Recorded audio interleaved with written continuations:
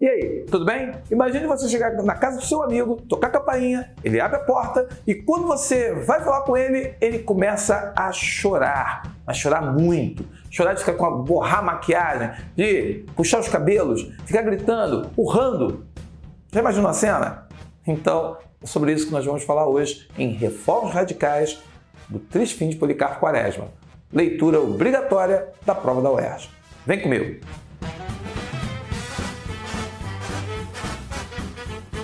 E aí, amigos, tudo bem? Nossa aula de hoje vai falar do segundo capítulo da primeira parte. Nesse segundo capítulo, chamado Reformas Radicais, nós aí começamos a leitura encontrando o Policarpo de férias. E mesmo em casa, de férias, ele vai ali ficar lendo, mantendo a sua vida burocrática, continua acordando cedo, fazendo lá seu pequeno almoço, jantar, tudo na mesma hora, porque ele é um homem que tem toda uma disciplina que seria muito comum na vida militar. Bem, nesse momento nós vamos aí observar que o capítulo começa a falar do general Albernaz, começa a falar mais sobre ele, dizer quem é o vizinho de Policarpo Quaresma, quais são os valores que ele tem, os valores que ele não tem. E aí uma coisa que chama atenção é que o general Albernaz teve uma ideia, após a visita de Ricardo Coração de Outros e o nosso amigo Policarpo, que aconteceu no final da primeira parte, a casa dele, de começar a fazer festas. Festas que tivessem a origem do folclore, a nossa identidade, o que seria genuinamente brasileiro. Ele tem essa ideia e o Quaresma, ele vai ficar todo empolgado com isso daí. Mas só que o narrador, ao falar do Albernaz, quer dizer, ele para a narrativa para falar do Albernaz. E aí ele vai começar a mostrar que o Albernaz é um cara bonachão, ele é um cara medíocre, ele é um cara acomodado. Toda a representação do Albernaz é vista de uma forma negativa. Ou seja, ele mostra que a figura do Albernaz não é condizente com aquilo que ele é na verdade. E aí fica uma relação meio ser versus parecer. E por trás do desejo dele de promover essas festas que pudessem aí resgatar esse ambiente brasileiro, havia vários interesses. O principal interesse, a principal preocupação do Albernaz, casar as filhas. Ele tinha 5 filhas. Ismênia era a que já estava prometida para casar com Cavalcante. As outras 4 filhas estavam na fila. E ele queria promover o quê? Fazer festa, chamar a atenção da vizinhança no bairro sobre a casa dele. E claro, essa festa sendo frequentada, ali ele teria os possíveis candidatos para casar com as filhas. E aí tem uma questão do casamento, né? Já apareceu na primeira parte a Ismênia, que é a filha dele que está prometida e que está ali noiva do Cavalcante, que estuda odontologia, um curso que na época eram só 2 anos, mas o cara já estava se arrastando para 5 anos.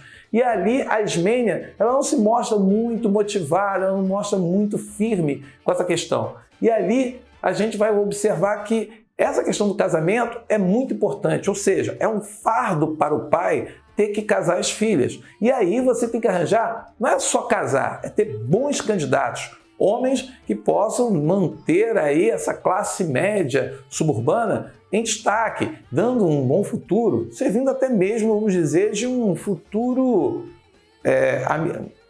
relações de conveniência que vão ajudar na fase idosa da pessoa.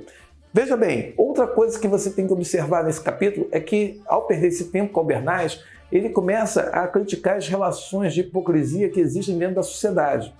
E isso vai encaminhar para o momento em que o nosso amigo Policarpo, aí que vem o que interessa, é que ele perdia muito tempo fazendo o quê? Lendo.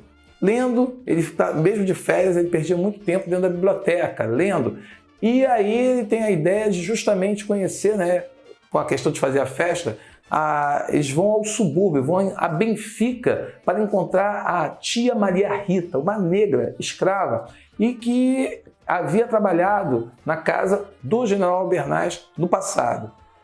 Nesse contato, na esperança de encontrar músicas antigas que representassem o passado cultural do nosso país, ele vai se dar conta de que essas pessoas, pelo menos a tia Maria Rita, ela esqueceu as cantigas, ela não lembrava mais. e quando ela vai cantar, ela canta uma ou outra que já não é do interesse, como esperava o general Albernaz em ter para suas festas.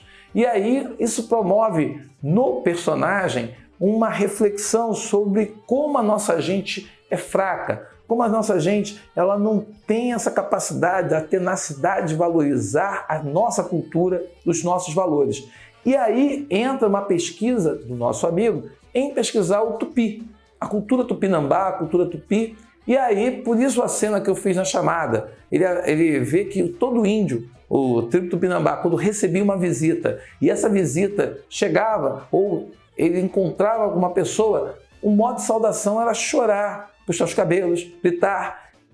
E ele faz isso com o compadre dele, o Vicente Corleone e a Olga. Os dois personagens que serão inseridos aí e que vão justamente, ele vai procurar relatar como que a filha, vai contar pra gente quem é o Vicente Corleone, como que aquele homem rico tornou o Major Quaresma padrinho da filha dele, Olga, e como que essa relação é construída. Aí tem a admiração da Olga pelo padrinho. E o padrinho, numa conversa, ele começa a dizer que ele está tendo algumas ideias simples, modestas, mas que podem ajudar a resgatar justamente a nossa identidade, a nossa cultura. Essas são as reformas radicais. As tais reformas radicais que aparecem lá no texto são interessantes para que a gente possa entender que ali já começa a ser lançada a semente daquilo que vai ser o grande problema do nosso personagem, que é o Policarpo Quaresma, que ao conhecer, ao estudar a cultura, cultura tupi, ele vai acabar querendo promover reformas que sejam grandiosas para a nossa pátria e para que o povo brasileiro tenha um sentimento de orgulho do seu país. Claro que isso na cabeça dele. E é claro que nem sempre isso será devidamente compreendido por todos. As tais reformas radicais terão, assim, consequências gravíssimas.